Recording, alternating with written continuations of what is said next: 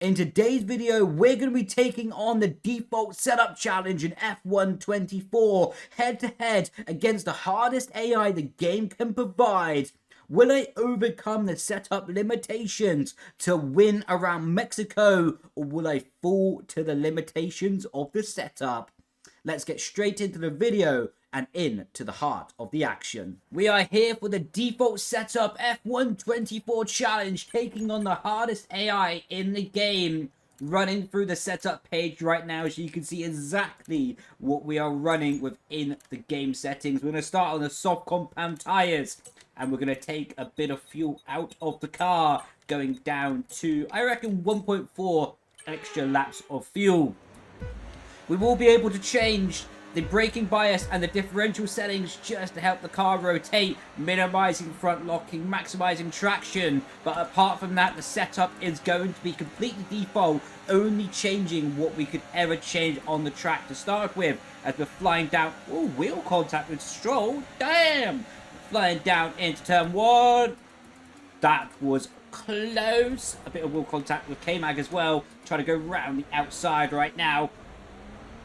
Of course, right up behind George Russell. That is chaos over the first few corners of the race right now. Let's see what we can do with Hulkenberg and Russell. We're going to try and go to the outside of them right now and be a bit shaky up the inside. And now we've not got the position, and we're still 3 wide on the exit. I accidentally squeezed them a bit to the white line there. But now we are clear into P11. P10 of Esteban Ocon is up ahead. Of course, F1 25 is just around the corner, so I'm going to start doing some videos on my channel very, very soon about how you can start preparing for F1 25 and getting yourself into the flow of things. And speaking of flow of things, Ocon, you are taking the position P11, and I'm taking your position. Oh, we were spun. We're taking your position. That would have been way cooler if I didn't mince my words and almost spin on the exit. Anyway, back to the point. F1 25 is just around the corner, and I'm going to start doing some videos on my channel about how you can start preparing yourself, changing your driving style, adapting different driving style, making a run plan, so when you do arrive to F1 25, you could be fully ready to maximize yourself, maximize the game, and get on top of the new physics model ASAP. So keep an eye out for that on the channel, and we're going to restart doing a lot more tutorials and building up the inside. Okay, Yuki almost turned it on us, but we got the position just about. Yeah, restarting doing some more tutorials on the channel and doing this type of videos. I love these type of videos. I do. I love the career mode, but I also love doing tutorials on how I basically can share my learnings for my career with you, and how basically yeah, I can do content like that, and I really enjoy doing it. Getting back to the point of the video though, as we are now in the final sector. In 2 laps we've gone from dead last up into P9 in this race, but with the default setup the tires tend to overheat quite a lot as the tire pressures are quite low. Speaking of low, we have not got that much top speed as Yuki is closing into us right now, as we seem to be okay now as we get towards top speed. The acceleration seems to be much better for Yuki than ours was, so maybe more battery deployment from him. So yeah, speaking about the tyres, as I was just mentioning before, I distracted myself talking about Yuki. Because the tyre pressures are very low on the default setup in the game, that means that the tyres are very vulnerable to overheating. Yes, in F1 24, higher tyre pressures mean lower tyre temperature, and lower tyre pressures mean higher tyre temperature. So that's just how it is in the game, and we have to be working with that and trying to adapt our driving style to try and minimize the overheating of the tyres. How I do that is by simply not putting as much exaggerated steering load in the high-speed corners. And when the tyres are in high-speed corners, of course, you have a lot more I was going to say a grip, more downforce, more friction. I was running wide down the corner, so I had to stop and start thinking about actually trying to make the corner. But yeah, you get more friction in the tyre when you're going through a high-speed corner. So that is why you have to be really smooth in it. If you watch my input, I'm always doing one clean, decisive input in the corners at the moment as Yuki is flying past us on the straight, but we are not going to be letting that happen. See you later, sunshine, around the outside. Just trying to build up our battery level again. I know in this part of the race, in this phase of the race, it's going to be very difficult to actually make ground forward. In the first few laps of each stint will be our opportunity to shine. That's definitely not shining because we missed our apex by a country mile there, and we do need to get on with it because we're not too far away from losing the DRS of Gasly ahead 9/10. That is not good for us. So yeah, as you can see, like, we're being a bit aggressive on the steering wheel. We're turning in because that's just how you have to be on F124, especially when you have a car with a default setup. But we're not doing multiple steering wheel inputs when we're actually into the corner. You can see we're dropping DRS up ahead, so we have to be a bit cheeky, taking validation, go for the hairpin. Even then, I don't think it's going to be enough to keep the DRS of Pierre Gasly, just showing how slow the default setup is. So maybe we're going to change our pit strategy, and instead of going lap 6, we're going to go lap 5 indeed, and try and get that track position and get higher and higher up on the grid. I think it will be a lot better, our pace on the mediums, because look how much these tyres are overheating right now. We're not going to have that from Yuki. Actually, I was going to plan to go around the outside of him, but Yuki's kind of made me look a bit silly there, to be honest. And we are not going to be able to get that position back. No DRS, so we have to be careful of Esteban Ocon behind us. Lap 5 of this race right now, down into third gear. Turn the car through the right-hander. Lovely jubbly. So yeah, speaking a bit more about the topics we spoke about earlier, building into F125, I want to do more videos talking about tutorials and sharing the knowledge that I have on how I enjoy the game, how I try to get better at the game, and how I have done that for the last... That was a silly invalidation. How I have done that for the multiple years when preparing F1 sim racing / F1 esports, having to be late on the break there. Almost another track on the invalidation as Ocon is putting lots of pressure to it. Oh my god, Ocon's on the inside there. We're going to be boxing this lap, and then coming to the end of the 24 game cycle, we're going to continue doing water challenges like this and just having fun with the game while in its final life cycle before it comes to a closure and F125 takes the main screen, the main focus, as we are putting on the medium compound tyre, and our tyres were overheating like crazy in the end of that stint. Literally losing seconds per lap to the AI. Let's see what we can do now as we got the battery off and we're going to be in a hot lap mode. Critical outlap here. Maybe we can get 1, maybe we can get 2 laps to the AI here. Something, to be honest, that I really don't like about the default setup on F124 is simply that the tyre pressure is so low. As I alluded to earlier, it just leaves the tyres overheating. It's not good, it's not nice, it's not enjoyable to drive. And I feel like, I don't know how difficult it would be, but in my opinion, it would be quite nice if the default setups going forward in the F1 game maybe were adjusted since the launch of the game for the player to maybe have better tyre pressures and more applicable tyre pressures for each track. I don't know how difficult or how possible that would be, but I think it would be fun. I think a lot of new players don't really get to understand what the tyre pressure is doing, and to be honest, don't have time to be testing loads of different tyre pressures and different zones. In fact, I don't think it is actually easy access knowledge in the F1 game to understand what is the ideal tyre temperature for each compound. So I think it's quite difficult for new players or casual players to understand what's happening with the tyre pressure in the game and what is optimal, what is fast, what is slow. Is that Yuki? It is Yuki. See you later, sunshine. We've been able to undercut him. We do need to get into the DRS of Gasly again, though. I just got confused between Gasly and Ocon. For some reason, I thought Ocon was ahead of us earlier and Gasly was behind. Anyway, I think that's something I would like to see work forward in the F1 game going forward. That you can have like these default setups or these preset setups that maybe update a little bit during the season, during the year. So then what is common game knowledge, such as putting maximum tyre pressure or putting higher tyre pressure, can be easy access knowledge. Also, new people come into the game or people who don't have time to spend hours, in all honesty, testing different tyre pressures just to do a career mode race. Even easier than that would be each track has like a recommended tire pressure window, and then players can use that as a recommendation to go forward with. Because at the moment, I think it's quite difficult for people, like I say, just to understand what they should or shouldn't do with tire pressure. I didn't ask engineer. I put my engineer to responses only, by the way, but he keeps on speaking to me.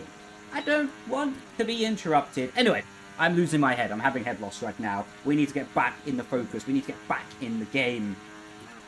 Looking ahead to F1 25, is there anything that you would like to see in the game, sort of in setup features or just general features as well?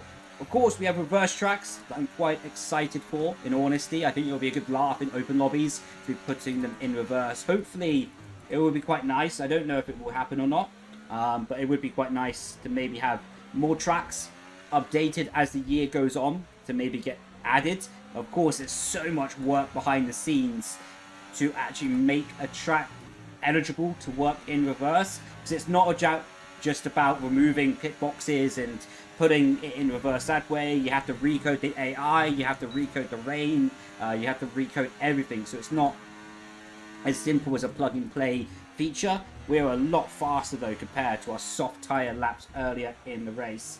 So that is lovely jubbly. Through the right hander over the crest of the bump. Mexico, one of my favourite tracks actually on the whole F1 calendar, and indeed our tyre temperatures seem a lot better than they previously did, and we are going to be maybe actually looking to overtake Alexander Albon here. We're going to have an overtake button enabled. He's going to have DRS wide open. We're down the inside, a little bit of a lock up, but we're able to take the position, cut off the line, and we have taken up into P12, but there's still a lot of cars on track yet to make their pit stop. Charles Leclerc is 2.4 seconds up the road from Pierre Gasly.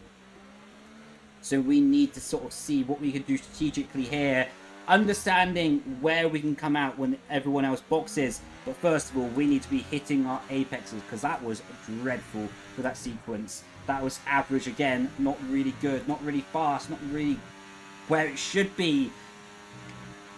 Going through the high-speed sequence, quite low on the battery still. One really big thing about that is, again, on the default setup, you have 40% engine braking. And engine braking, of course, makes you more efficient in the braking zone.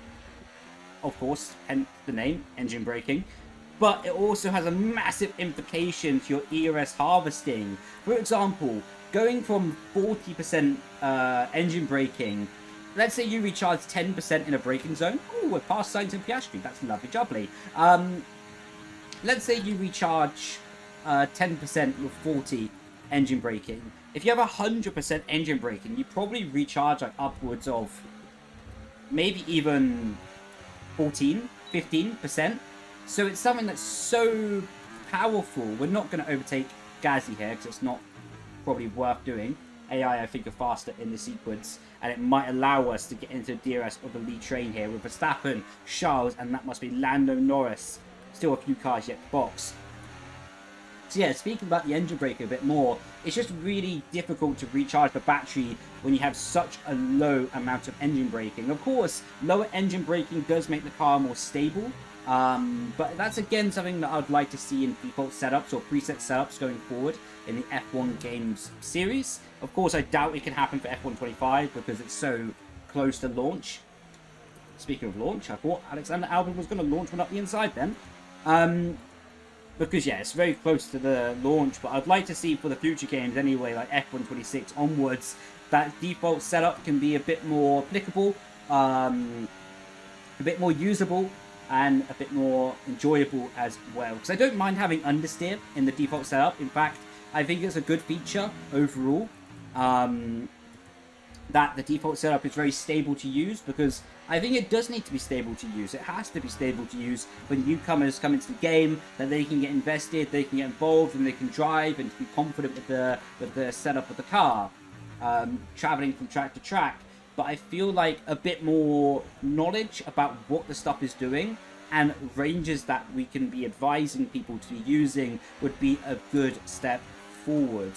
Such as On Mexico, maybe you want to go higher tyre pressure because the tyres overheat quite a lot, whereas maybe Monaco, you want to go lower tyre pressure or certain range because you need to get the tyre temperature there, or in the rain, for example.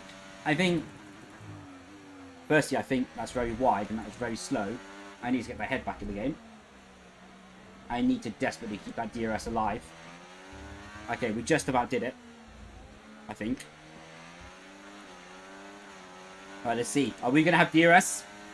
Okay, we are going to have DRS, but we're going to have to burn a lot of our battery just to get nice and close again, because that was shambles from us in that final sector. I've lost my train of thought as well, so that's a double negative as we go into turn 1, down into third gear. The tyre temperatures are really starting to kick in now.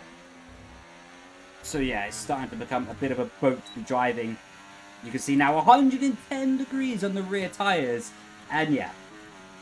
This is my point, basically. I think going forward, it would be nice to see, like, at least advised ranges on the setup. So people who are new to the game or who are relying on default or preset setups more often than not could have the ability just to see and have an advised range of tire pressures or setup ranges to go with. I.e., it might be wing level, you know. Because again, someone new to the game might not necessarily know that, like, Mexico, although it has a lot of straights, you do want to go relatively high on the wing level. So you might want to go to a different preset, you know. I think it would be nice in the menu to have, like, we advise this because of this. You see what I mean? As Lance Stroll is retiring from the race, that's unfortunate for him, but a bit unlucky that isn't going to be a safety car, because that would have helped us tremendously, as now we are down quite low on the battery, 1 second to the car ahead, and that was not that quick in the braking zone of turn 1 either. You can see the car is just losing grip, and it's something, oh, that was close to the track limit. Something that, like I say, if I was a new player and I wasn't really knowing that much about the game, this would be very confusing to me why at the start of the stint I'm catching the AI, or why I'm there with the AI and able to battle the AI and to be in a good pace with them. And then towards the end of the stint, why I'm losing so much pace and the car is feeling like dog, to be honest. It is really not a good car to be driving at the moment. Just about hanging on to DRS of Pierre Gasly again, barely able to take that flat out just because his front tyre washout. You can see 111 on the rear. Yellow flags there was for Lance Stroll. Understeering again. I think, yeah, we're going to be out of DRS this lap. It's not going to be good. Not going to be optimal. It's not going to be quick. The best I can hope is Alexander Albon drags us back into DRS with the cars ahead. No point even using the overtake button down this straight, as he's going to be past us, and now we can fall into the slipstream. He's turned off his battery already, so we're going to turn off ours. There's no point to fight him, because it's only going to cost us more time. The AI fighting up ahead, though, what might help us very marginally. We do really need a safety car. That would be lovely jubbly in this race if we did have a safety car. But yeah, now we're going to be looking to try and extend the gap to the cars behind Piastri and Sainz on the hard compound tyre. Maybe I should have gone the hard compound tyre with all these overheating issues I have, but woulda, coulda, shoulda. Can't change the past, only live in the present. Put that on a t-shirt. Anyway, lap 14 of 18, really critical laps. In fact, it might even be better for us, in all honesty, that Albon doesn't take the DRS of the cars ahead. Because I feel like if he does get in the DRS, then it's going to be easier for him to pull away. Whereas at the moment, when he doesn't have DRS, I feel like I can keep with him a bit easier. He's only 1/10 away from DRS. You can see he's able to pull away almost out of our DRS just off his raw pace alone. No turning ability in that final corner. We are completely out of grip. Please tell me he does not have DRS. I think he does. Yeah, he has DRS. It might be over us. It might be over. Luckily, he doesn't have that much battery. If you see me downshifting, then upshifting before going into the braking zone as well. I've seen quite a few people asking questions about that. That's simply because there's, like, I don't know what to call it, a glitch, bug, exploit. So yeah, anything of those definitions. Again, I don't really know the proper terminology. In the F124 game. Oh, look at this, the AI fighting. That's lovely. So when you do that, it restarts your harvesting of the battery sooner on the straight. So you can save maybe like between 2 and 5% of the battery before you even start hitting the braking zone. Of course, depending on how long you do it before the corner. And that could really be helping you because, of course, having 5% extra battery for free, basically, is a huge win. Is a huge gain. As the AI are going off on one right now. Going around the outside of Alexander Albon as well. Maybe Pierre Gasly. Bit of oversteer. But we have done 2 cars around the outside of the hairpin there. And now we're up into P4 in this race. But it's going to be really difficult to keep a hold of that, I reckon. As now we're going to be quite reliant on Lando Norris and Max Verstappen battling going into this corner. And they are. Go on, lads. Go on. Fight it out. Do a bit like real life. That'll be quite entertaining for me. As now they're going to be side by side through the corner. We might get another double overtake here. And this will be critical for our race to try and get that track position to hold them up. We're past Max Verstappen. Now we need to go around the outside of Lando Norris. We are a big snap of oversteer on the rear axle in the braking zone. And we have gone up to P2 in this race. Now the job is staying there. Honestly, we are not going to have the pace to catch Charles Leclerc. Look at my tyres. They are burning up. They are not in a good state right now. But all I can do is focus on playing smart with the DRS, playing smart with my battery, avoiding track limits, and that might just give us enough. We're going to let Lando Norris go ahead of us right now. Max is going to send it in as well. That's not optimal for us.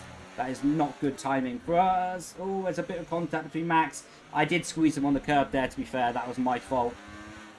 That was completely my fault. Reason is I wanted to try and open up the corner as much as possible to get as good exit as possible and not let Lando Norris get away from us. 2 DRS straights in a row here.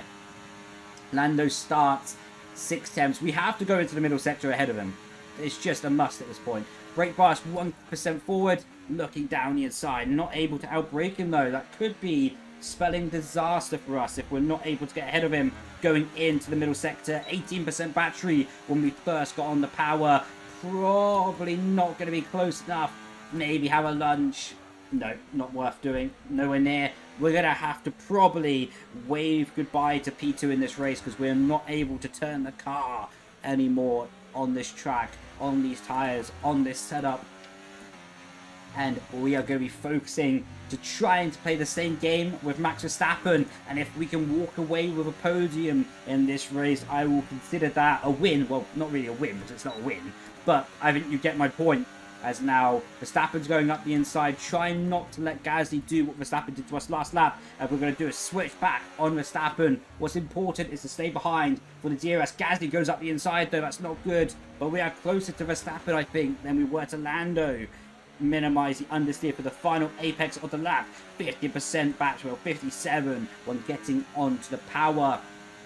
7 tenths behind. We just need to take the track position right now on the final lap of the race. We're out of battery. Max is out of battery, but Gasly is looking up or inside. He's going to be late on the brakes. We can't attack Max, but we're going to be defending from Gasly over this final lap. Max is pretty much gone now. I think he'll have the straight line speed to stay away from us. We built a bit of a gap to Pierre Gasly. Still the rear tyres are overheating, but we need a really solid middle sector here. If we have a solid one, maybe we don't have to defend going into the stadium section, but that's quite ambitious. Looking for the right hand, understeering. Building up the speed now, 4 tenths away. He's going to close in a lot through here. I can already sense it. He's already gaining that gap, and he's going to be looking for a good exit onto the straight. We've got 10% battery. He's going to be coming at us. We need to defend. And now early on the brake because we're going to have so much understeer. He's looking around the outside of us. Now he's probably going to be on the inside of the hairpin. He doesn't quite go for it. And fireworks are going off. Not for us, sadly, as we're not going to be on the podium. Charles Leclerc wins the race. Lando P2, Max P3, and we come home in P4. That was intense. That was intense. Oh, we hit Charles. And driver of the day as well. Come on. Lovely jubbly. So there we have it, another F124 challenge completed as we build up to the release of F125 imminently in a few weeks' time, and I'm absolutely buzzing to be making videos on the new game. With that being said, I can't wait to make more tutorials, more videos, more hot lap guides as F125 unfolds. I've been Brendon Leigh, thank you so much for watching, and I'll catch you in the next video. Grazie Vizazzi, ciao ciao, bye bye.